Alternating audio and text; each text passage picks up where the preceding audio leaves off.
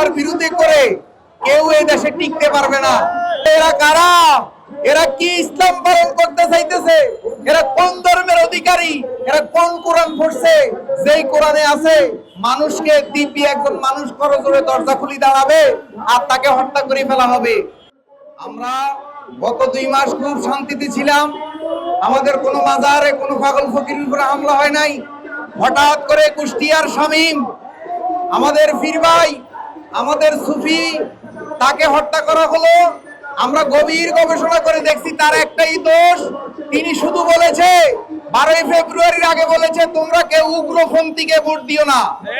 সাংবাদিক ভাইয়েরা, আপনারা জানেন কুষ্টিয়ার অনেক আসন এই উগ্রপন্থী দলেরা জিতেছে, কিন্তু এই ফিলিপনগর দৌলতপুরের এই আসন এই উগ্রপন্থীরা জিতে নাই। ওই প্রতিশোধ নেওয়ার জন্য পুরনো একটা ভিডিওকে এডিট করে আমাদের শামীমকে হত্যা করা হয়েছে। প্রিয় ভাইয়েরা, আপনারা দেখেছেন আমাদের সুফি শামীম দরজাটা খুলে 2 হাত জোড় করে বলছে সালাম, আপনাদের উপর শান্তি বর্ষিত হোক। অথচ উনি কামনা করছেন শান্তি, ওনাকে কোনো কথা বলা হয় নাই, ডাইরেক্ট মাইরের শুরু।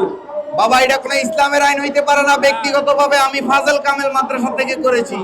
ইসলামের আইন হলো আমার যদি কোরআন বিরোধী নবী বিরোধী কিছু থাকে আমাকে নিয়ে আলেমরা বসবে, আমাকে 3 বার তওবা করাবে, 3 বারের পরেও যদি আমি অন্যায় করে অন্যায় অনুপাতে ডোরা দিবে বা আমাকে হত্যা করবে। কিন্তু এরা কারা? এরা কি ইসলাম পালন করতে চাইতেছে? এরা কোন ধর্মের অধিকারী? এরা কোন কোরআন পড়ছে যেই কোরআনে আছে মানুষকে দিব্যি একজন মানুষ করজোরে দরজা খুলি দাঁড়াবে আর তাকে হত্যা করে ফেলা হবে?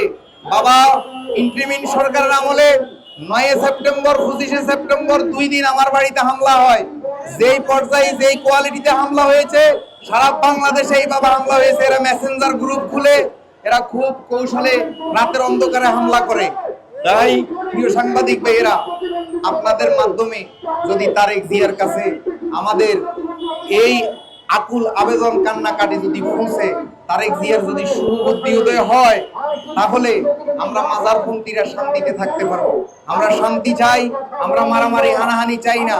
বিগত সরকার আমাকে যখন 2021 সালের 20 মার্চ চা খাওয়ার দাওয়াত দিয়ে ওসি ফারুকে অ্যারেস্ট করলো, ওই হাসিনা সরকারের টেবিলে যখন আমার মামলার ফাইল গেল একজন সিএস এর মাধ্যমে, হাসিনা সরকার আমার ফাইলটা মেলাই ফালাই দিছে। ফালাই দেওয়ার পরে আমরা শুধু আল্লাহর দরবারে কাঁদছি। সেই হাসিনা সরকার দ্বিতীয় 2 বছরও টিকে নাই। তাই ওলি আল্লাহর বিরুদ্ধে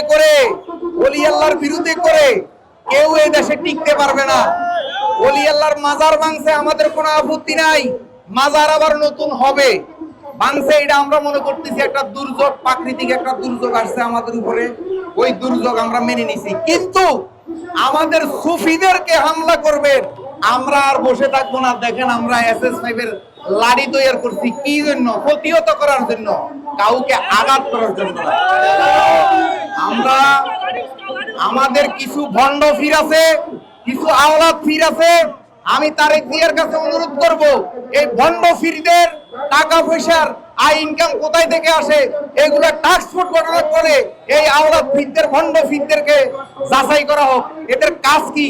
এরা সাধারণ মুরিদদেরকে ধৈর্যের নামে প্রতিবন্ধী বানিয়ে রাখছে, ধৈর্যের নাম দিয়ে প্রতিবন্ধী বানিয়ে রাখছে, আর ওই প্রতিবন্ধীরা জায়গায় জায়গায় মাইর খেতেছে। এই আওলাদে ফাকরা, এই খাদেম ফিররা, ভণ্ড বাউলরা এই দেশে নষ্টামি করে আমাদের সুন্দর সুবিবাদকে নষ্ট করতেছে।